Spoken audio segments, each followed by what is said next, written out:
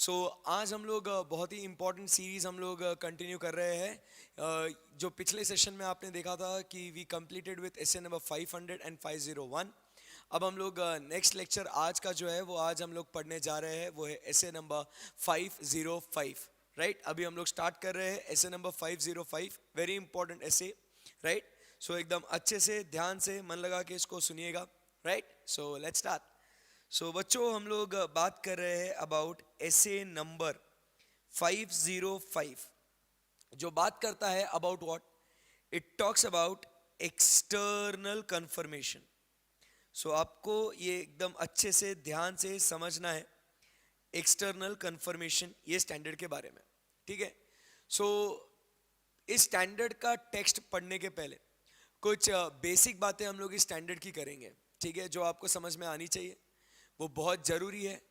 उसके बाद हम लोग क्या कर सकते हैं, ये स्टैंडर्ड को आगे पढ़ सकते हैं। राइट। एसे 505, नाम नंबर इंपॉर्टेंट, एसे 505। सिंपली हम लोग क्या कहेंगे इसको, मेरे बुक में कितने हैं, 5 बराबर। यहाँ पे ये एक विंडो है, करेक्ट है।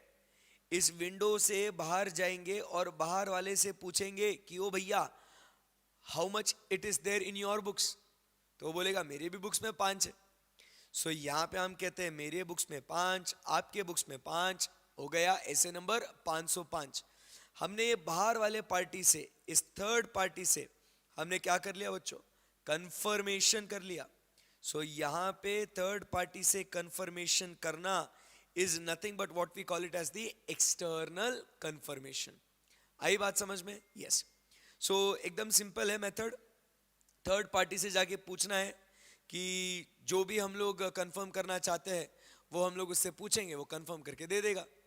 बस अब इसके तौर तरीके कैसे होते हैं ये स्टैंडर्ड में दिया गया है। बच्चों, एक्सटर्नल कंफर्मेशन की जब हम लोग बात करते हैं, ऐसे 505, try to understand external confirmation भी एक क्या है बच्चों, एविडेंस ऑब्टेन करने का तरीका है। It is a way to obtain audit evidence. It is a way to obtain audit evidence. Way to obtain audit evidence. Perfect है एकदम। Now try to understand. जो हमने ऐसे 500 में पढ़ा था, as per essay 500, we studied that evidence varies in reliability. Evidence varies in reliability. याद होगा आपको, हमने जिसमें कहा था सबसे पहले which is more reliable, internal या एक्सटर्नल, एंड आपका जवाब था उस समय external is more reliable as compared, external is more reliable, external is more reliable as compared to किसके कंपैरिजन में, internal evidence. Right. as compared to internal evidence. आप समझो, ऑडिटर को हमेशा रिलायबल एविडेंस ऑब्टेन करना है। रिलायबल एविडेंस ऑब्टेन करना है तो ऑब्वियसली उसे जो सबसे ज्यादा रिलायबल एविडेंस है वो कौन सा है बच्चों, एक्सटर्नल एविडेंस। एक्सटर्नल एविडेंस को ऑब्टेन करने का जो एक तरीका है वो है एक्सटर्नल कंफर्मेशन। आई बात समझ में? यस। अब हम लोग ये कंफर्मेशंस जो हम लोग मांग रहे हैं वो क्या होता है। लेट अस से यहां पे ऑडिटर है, ठीक है, ये आपका क्लाइंट है, ठीक है, और ये इस क्लाइंट से मतलब अपने लिए ये कौन हो गया बच्चों, third party. In third party से क्या होगा, हम पहले क्लाइंट का परमिशन लेंगे। What we will do, we will take the client's permission first, that we want to communicate with the third party. We want to obtain evidence from this third party. Client जब आपको permission देगा, दो बातें होगी यहां पे, एक तो क्लाइंट आपको परमिशन नहीं देगा या तो क्लाइंट आपको परमिशन देगा। जब क्लाइंट आपको परमिशन देगा तब जाके आप क्या करोगे, ये थर्ड पार्टी से आप क्या करोगे बच्चों, आप कंफर्मेशन उन्हें आप दोगे, जब क्लाइंट आपको परमिशन देगा तब। सो आप क्या करोगे, जब क्लाइंट आपको परमिशन दे देगा, आप इस थर्ड पार्टी से कम्युनिकेट करने जाओगे, तो सबसे पहले आप एक कंफर्मेशन रिक्वेस्ट ड्राफ्ट करोगे। क्या करोगे आप? कंफर्मेशन रिक्वेस्ट आप बनाओगे। कंफर्मेशन रिक्वेस्ट में आप लिखोगे कि बाबा क्या आपको कंफर्म करना है, व्हाट टू कंफर्म, बराबर के नहीं। आप उसके अंदर लिखोगे from whom to confirm, and then फिर आप लिखोगे द रिप्लाई आपको कैसा चाहिए। Reply in the sense confirmation request दो टाइप की होती है, एक होती है नेगेटिव कंफर्मेशन रिक्वेस्ट और दूसरी होती है पॉजिटिव कंफर्मेशन रिक्वेस्ट। ध्यान से सुनना, स्टैंडर्ड में क्या हो रहा है, ये बेसिक थीम पढ़ा रहा हूं मैं अभी आपको, ठीक है ना। ये स्ट्रक्चर समझना बहुत जरूरी है कि क्या कर रहे हैं हम लोग। मैंने कहा कि हम लोग ऐसे 505 एक्सटर्नल कंफर्मेशन की बात कर रहे हैं, which is a way to obtain audit evidence. It is an external audit evidence, correct है ना। ऐसे 500 बोलता है एक्सटर्नल एविडेंस मोर रिलायबल है, so as an auditor will be aiming to obtain more and more of external evidence. So external evidence यहाँ पे confirmation के through लेना है, तो हम लोग यहाँ पे क्या कर रहे हैं, जो अपना क्लाइंट है, इस क्लाइंट को हम लोग पहले इससे परमिशन लेंगे कि जो ये थर्ड पार्टीज है जिसके साथ आपका ये क्लाइंट डील करता है, हम इन थर्ड पार्टीज के साथ हम लोग कुछ बात करना चाहते हैं, हम उनसे कुछ इंफॉर्मेशन कंफर्म करना चाहते हैं। That information can be anything, you can confirm what, you can confirm the amounts, you can confirm the terms of the agreement, anything जो आपकी मर्जी हो। You can confirm the balance, कोई particular transaction, anything what you want to confirm. From whom to confirm आप decide करोगे कौन से party से वो इंटेंडेड इंफॉर्मेशन आपको मिलेगी, एंड फिर आप उन्हें रिक्वेस्ट भेजोगे, मतलब उनका रिप्लाई कैसे आएगा। सो रिक्वेस्ट होगी उनको in the form of negative confirmation request और पॉजिटिव कंफर्मेशन रिक्वेस्ट। बात समझे आप लोग? So when we talk about negative confirmation request, negative confirmation request मतलब क्या होता है? नेगेटिव कंफर्मेशन रिक्वेस्ट मतलब कि when the balances do not agree,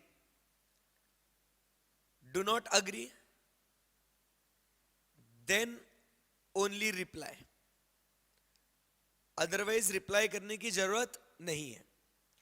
positive में क्या होता है, balances even though they agree or not, balances even though they agree or not, still reply, तो इसे हम लोग क्या कहेंगे, पॉजिटिव कंफर्मेशन रिक्वेस्ट। ये ध्यान में रखना बहुत इंपॉर्टेंट है एमसीक्यूज के लिए, ट्रू एंड फॉल्स के लिए। सो हम लोग क्या कह रहे हैं, नेगेटिव कंफर्मेशन जब भाई अग्री नहीं करता हो ना तभी रिप्लाई करना, जब अग्री नहीं करता होगा तभी रिप्लाई करना, अदरवाइज आपको रिप्लाई करने की जरूरत नहीं है, हम मान के चल लेंगे कि बैलेंस मैच होता है करके। बट जब पॉजिटिव कंफर्मेशन रिक्वेस्ट भेजते हैं, अग्री करता हो या नहीं करता हो डजेंट मैटर, आपको भैया रिप्लाई करना ही पड़ेगा। आई बात समझ में? तो वो एक टाइप का कंफर्मेशन रिक्वेस्ट हो गया। सर ये कौन सा रिक्वेस्ट कब यूज करते हैं? नेगेटिव कंफर्मेशन रिक्वेस्ट जो हम लोग यूज करते हैं व्हेन द पॉपुलेशन, जो अगर अपनी लार्ज है तो हम लोग नेगेटिव कंफर्मेशन रिक्वेस्ट करते हैं, क्योंकि सबका रिप्लाई आएगा तो भैया प्रॉब्लम हो जाएगी, वापस अपना ही काम बढ़ेगा कि सबको चेक करना है कि अब किसका बैलेंस मैच होता है नहीं होता है, सबके लेटर पढ़ते बैठो। समझ रहे मेरी बात को? So that is what when we use the negative confirmation request. Positive confirmation request कब यूज करते हैं? एक तो पॉपुलेशन अपना जो होगा, very good, you guessed it right, कि अगर ये स्मॉल होगा तो, but on the other hand आप ये कब और यूज कर सकते हो? So you can use it either when the balances are what, very material. जब कोई बैलेंस मटेरियल है, अपने को लगता है कि नहीं इसका कंफर्मेशन तो होना ही है किसी भी हालत में, मैच करता हो नहीं करता हो भाई रिप्लाई होना है, इसका कंफर्मेशन आ जाना चाहिए, तो we use what, positive confirmation request. Sir सवाल ये है कि क्या हम लोग ये दोनों मेथड्स का कॉम्बिनेशन यूज कर सकते हैं क्या? सो यस, मतलब हम लोग इसका कॉम्बिनेशन भी यूज कर सकते हैं। मतलब हम लोग कॉम्बिनेशन में कैसे, किसी को पॉजिटिव भेजेंगे, किसी को नेगेटिव भेजेंगे, ऐसा हम लोग कर सकते हैं कि किसी लोगों को कोई डेटर्स है तो किसी को पॉजिटिव भेज दिया, किसी को negative. Yes, it is completely based upon what, the auditors professional judgement. आई बात समझ में आपको? यस। सो इस कदर आप इन्हें कंफर्मेशन रिक्वेस्ट आप भेजेंगे, फिर आपका क्लाइंट जो होगा, मतलब आपका क्लाइंट का थर्ड पार्टी, मतलब सो ये इसका रिप्लाई आएगा अपने को। So he will send us the reply. So we should make sure कि this reply is directly received to whom, the auditor. ये रिप्लाई किसको आना चाहिए? Directly this reply should come to whom, it should come directly to the auditor. It should not come via client, अपने पास direct reply आना चाहिए, बराबर के नहीं? तो ये बात है इसके अंदर। Any difficulty till here? बोलो बच्चों, नहीं? Very good. सो ये बातें यहां तक हमने एक बेसिक थीम हमने समझ लिया। So quick recap, SA 505 it talks about external confirmation. External confirmation is one of the way to obtain audit evidence. SA 500 ने कहा था कि external confirmation is more reliable. So हम लोग कहाँ फोकस कर रहे हैं? on obtaining external evidence by way of external confirmation. अब external confirmation करना है तो सबसे पहले आपको किसका परमिशन लेना पड़ेगा? क्लाइंट का। क्लाइंट की परमिशन मिलने के बाद आप उस थर्ड पार्टी से बात करेंगे, उन्हें रिक्वेस्ट भेजेंगे राइटिंग में, बराबर के नहीं? और जब उसका रिटर्न रिस्पॉन्स आएगा वो हमारे लिए होगा कंफर्मेशन, बराबर? Otherwise it will be just an inquiry. So जब हमें कंफर्मेशन आएगा, हम वो अपना एविडेंस अपने को मिल जाएगा, बट उसको करने का तरीका कैसा है? सो नंबर वन, आपको क्या इंफॉर्मेशन चाहिए, किससे वो इंफॉर्मेशन चाहिए, फिर आपको कैसे रिक्वेस्ट भेजेंगे वो आप डिसाइड करेंगे। फिर आपको रिप्लाई आएगा, वो रिप्लाई आपको डायरेक्टली आना चाहिए। कंफर्मेशन रिक्वेस्ट भेजने के दो तरीके हैं, कौन से हैं वो? Positive confirmation request and negative confirmation request. Negative confirmation request क्या होता है? जब बैलेंसेस दे डू नॉट, देखो नेगेटिविटी है ना इसके अंदर, when they do not agree तभी रिप्लाई करो। पॉजिटिव में भाई कुछ भी हो जाए अपने पास आना ही चाहिए, positive. Very simple, yes. So let's go ahead and talk about SA 505 after understanding a brief idea about what exactly SA 505 is about. बहुत इंपॉर्टेंट स्टैंडर्ड है ये, इसके अंदर MCQs कुछ आएंगे तो वो मैं बता रहा हूं आपको कैसे आ सकते हैं वो। So external confirmations. Scope of this SA deals with the use of external confirmation. We said it is to obtain what? Audit evidence. Perfect है। In requirements of SA 330 and SA 500. Important point जो आपको true or false या आपको MCQ में आएगा कि SA 505 does not address inquiries relating to what? Litigation and claims. हम लोग litigation and claims की inquiries confirmation request में नहीं आती है, ध्यान में रखना इस बात को। ये अपना कवर होता है litigation and claim under what? SA number 501. So inquiries of litigation and claim are not the part of SA 505. ये आपके लिए बहुत इंपॉर्टेंट है, MCQ या ट्रू एंड फॉल्स के लिए बकायदा दिया हुआ है इसके अंदर। उसके बाद external confirmation procedure to obtain audit evidence. तो आपने क्या प्रोसीजर परफॉर्म करनी है? Let us try to understand. जैसे हमने अभी पढ़ लिया था, इसको क्या कहते हैं कि SA 500 indicates that reliability of audit evidence is influenced by its source. Reliability influenced by its source. Very good. And by its nature. हमने वो देखा था पिछले लेक्चर में कि there are different types of evidence depending upon nature, depending upon source. Depending upon nature क्या बोला था अपन ने? Depending upon nature, visual, oral, documentary. And source के हिसाब से क्या बोला था? Internal and external. So the reliability is varied. So and it is dependent upon the individual circumstances. So that SA also includes the following generalizations applicable. तो वो क्या कहते थे कि it is more reliable, कहाँ गया? हाँ, it is more reliable when it is obtained from independent sources outside the entity. When we say outside the entity, मतलब ये हम लोग क्या फोकस कर रहे हैं? It is more reliable when it is from external sources. External confirmation की बात हो रही है। उसके बाद अगर ऑडिटर उसे डायरेक्टली ऑब्टेन करता है तो भी रिलायबल है, एंड अगर वो डॉक्यूमेंट्री में है तो वो और रिलायबल है। फिर हमने और सिचुएशंस देखे थे, वो अगर ओरिजिनल है तो और रिलायबल है, फोटोकॉपीड है तो रिलायबल नहीं है, ऐसी कुछ अपनी बात हुई थी।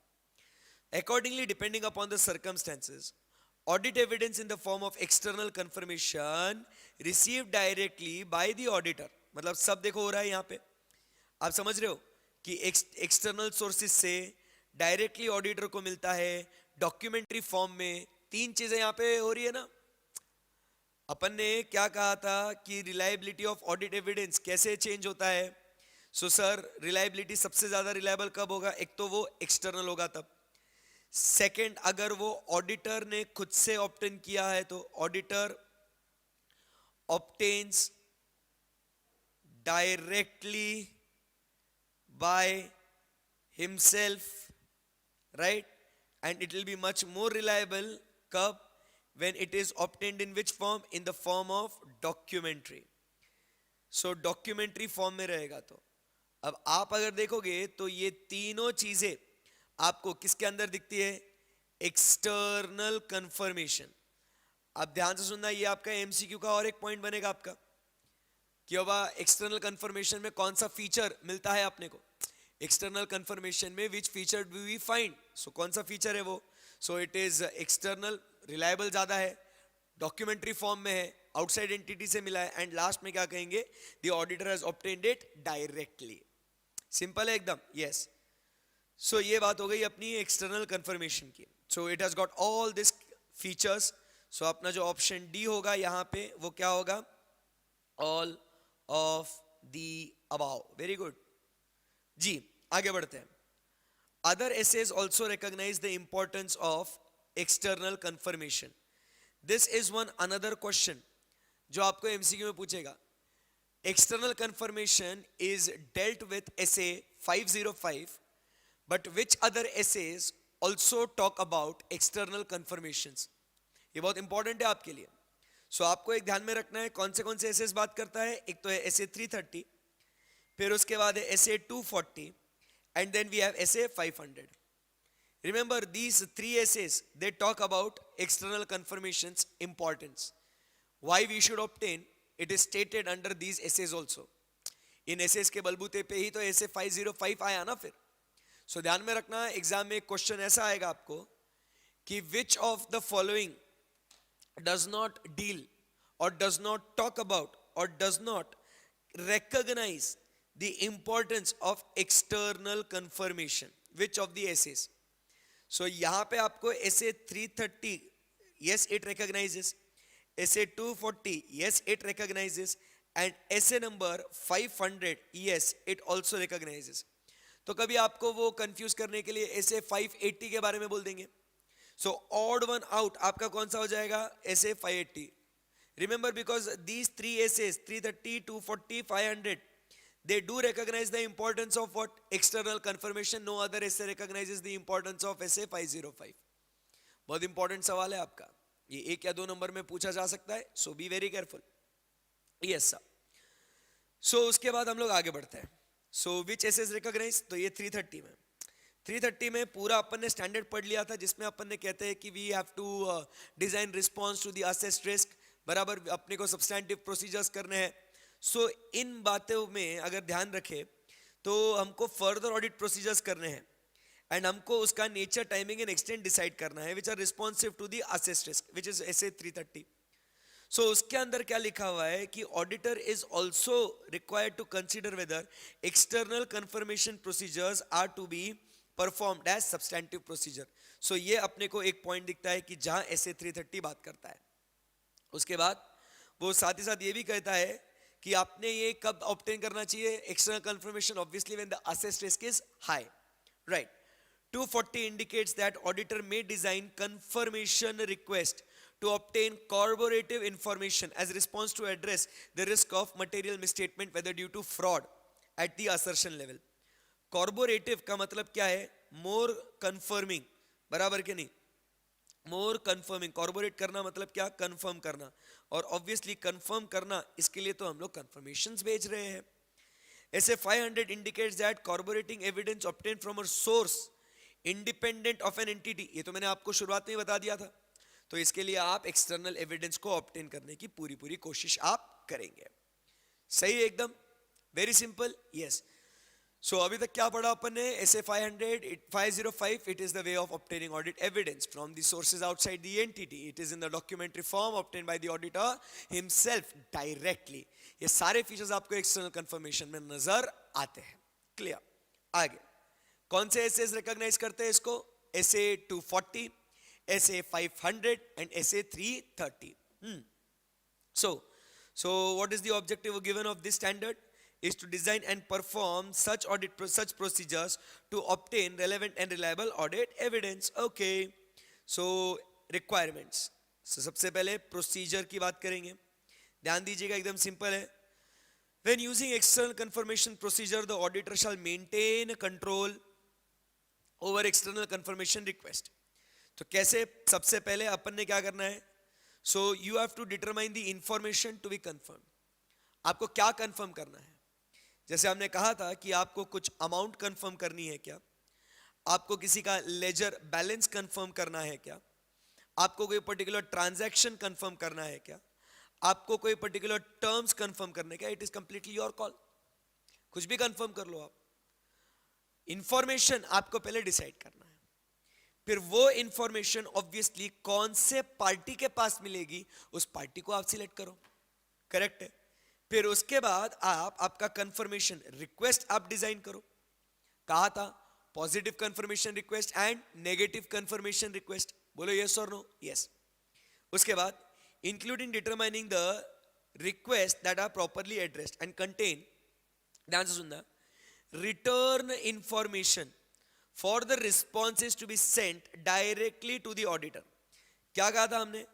ये रिप्लाई, इसमें ऐसी इंफॉर्मेशन आनी चाहिए, मतलब इसमें एड्रेस ऑडिटर का होना चाहिए कि जो इंफॉर्मेशन वापस से घूम के अपने पास आ जाए डायरेक्टली ऑडिटर को, ये क्लाइंट के थ्रू नहीं आना. बराबर. It's very important. सो ऐसा कंफर्मेशन रिक्वेस्ट बनाना.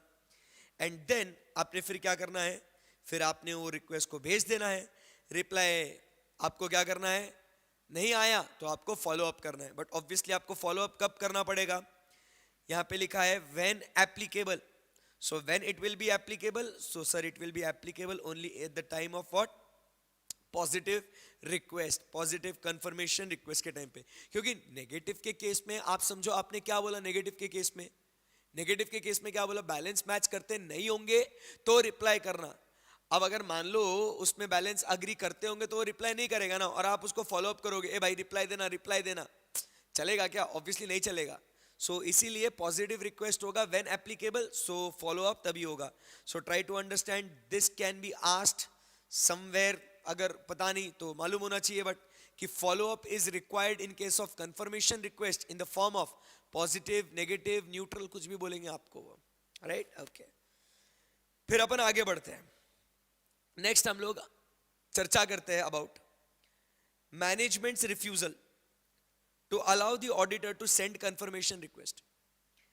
जैसे आपको याद होगा, जैसे हमने आज का लेक्चर शुरू किया था, ये स्टैंडर्ड को एक्चुअली हमने पढ़ना शुरू किया था कुछ 20 मिनट पहले अपनी बात हुई थी.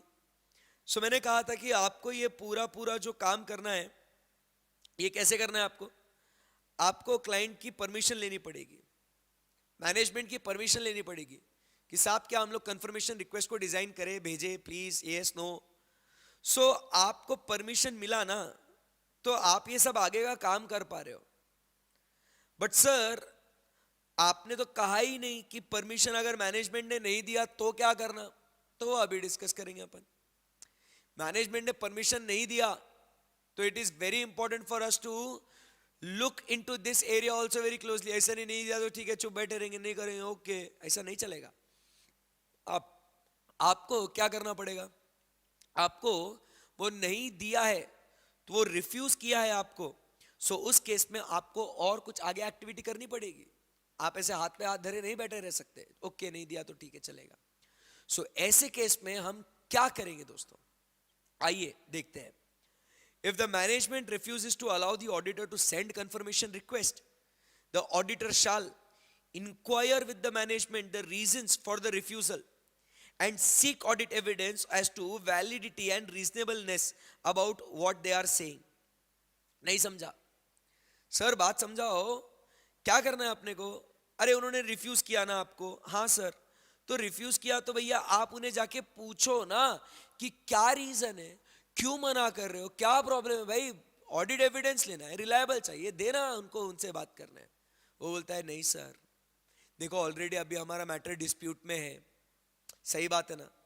अब वो मैटर अगर डिस्प्यूट में है, तुम कंफर्मेशन रिक्वेस्ट उसको भेज दोगे, वो बोलेगा कि नहीं नहीं, हाँ मतलब मैनेजमेंट को भी लग रहा है, तो हमको सर कहीं प्रॉब्लम हो सकता है। वो आप समझो बात को, हम आपको नहीं भेजने दे सकते, अभी आपको कुछ और करना पड़ेगा, बट ये तो नहीं कर सकते। अच्छा ऐसा है क्या?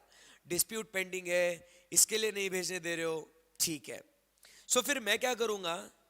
मैं उन्होंने बोल दिया और मैं सुन लेगा, ऐसा नहीं करेगा। मैं जो वो बोल रहे हैं क्या वो सच बोल रहे हैं क्या, ये मुझे एस्टैब्लिश भी तो करना पड़ेगा ना। So what I will do, मैं वो वैलिडिटी चेक करेगा कि सही में ऐसा कोई डिस्प्यूट है क्या, एंड उसका इंपैक्ट होने वाला है क्या सही में, वो भी मैं एस्टैब्लिश करेगा कि जो वो बोल रहे हैं वो रीजनेबल बोल रहे हैं क्या नहीं बोल रहे। आई बात समझ में? सो पहले अगर मैनेजमेंट मना करता है तो उनसे रीजन पूछेंगे, क्यों मना कर रहे हो? फिर मना किया, उसका रीजन मिला, तो वो रीजन जेन्युइन रीजन है क्या, बराबर वो चेक करूंगा, वो रीजनेबल है क्या वो चेक करूंगा, राइट? ओके। उसके बाद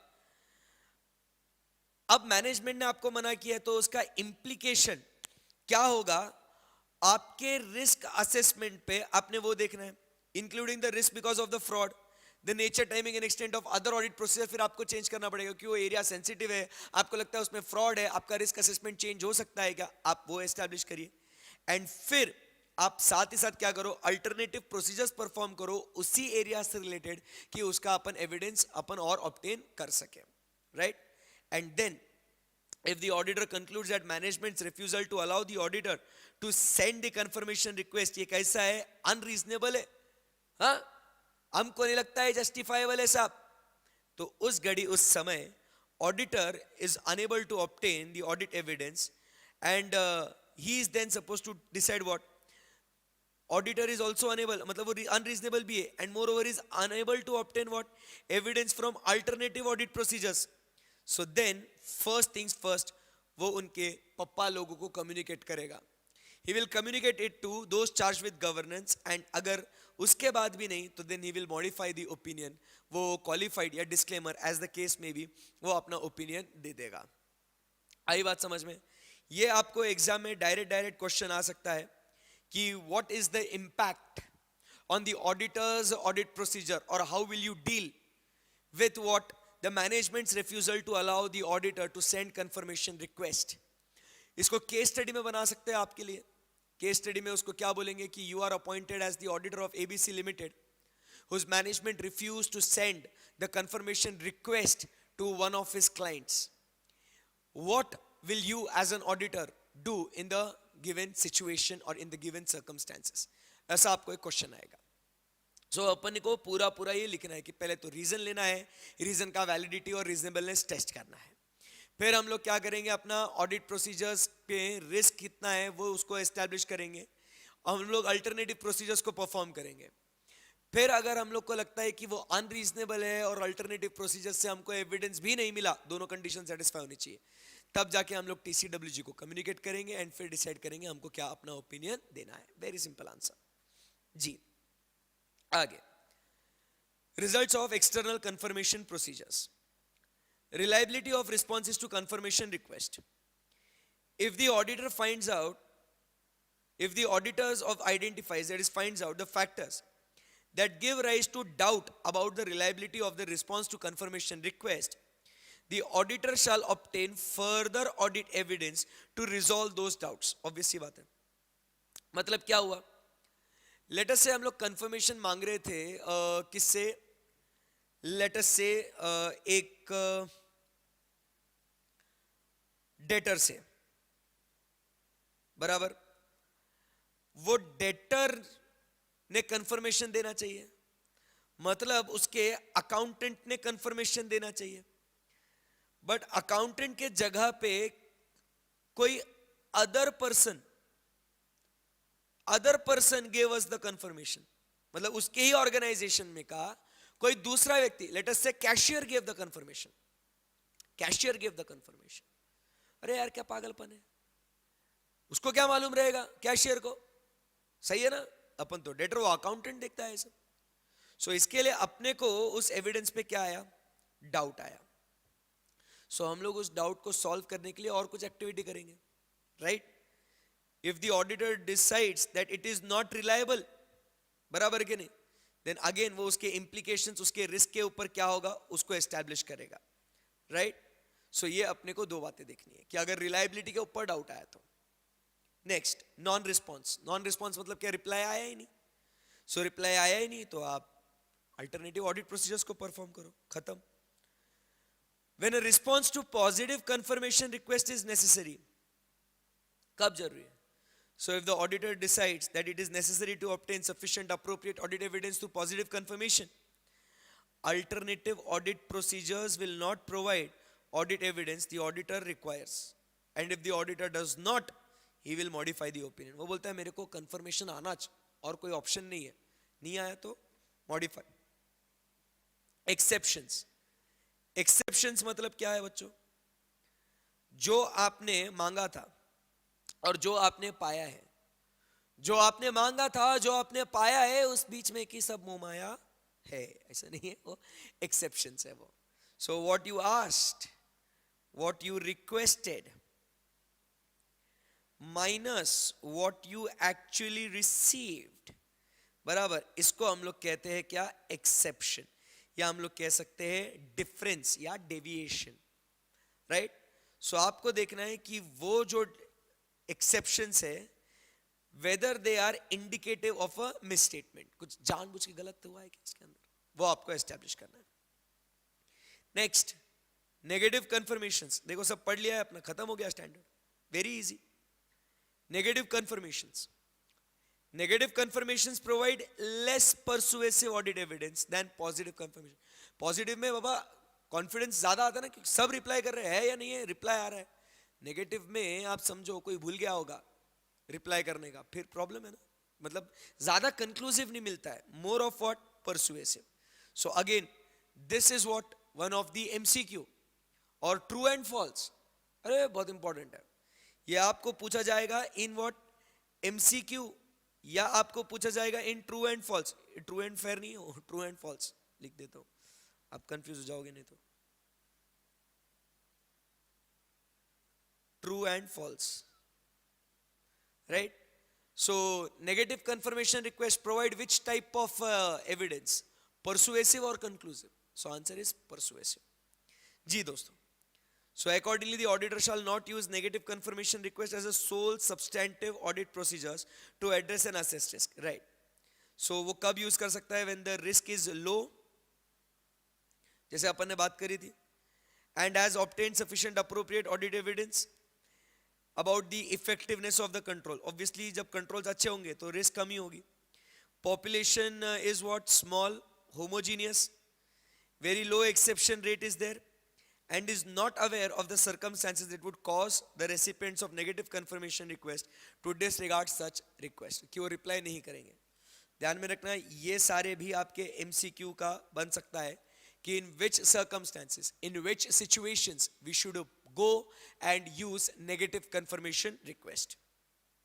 Then evaluate, the auditor shall evaluate कि बाबा वो external confirmation request है कि क्या वो अपने को relevant और reliable audit evidence provide करता है या नहीं करता है। That's it बच्चों, खत्म हो गया अपना essay नंबर 505।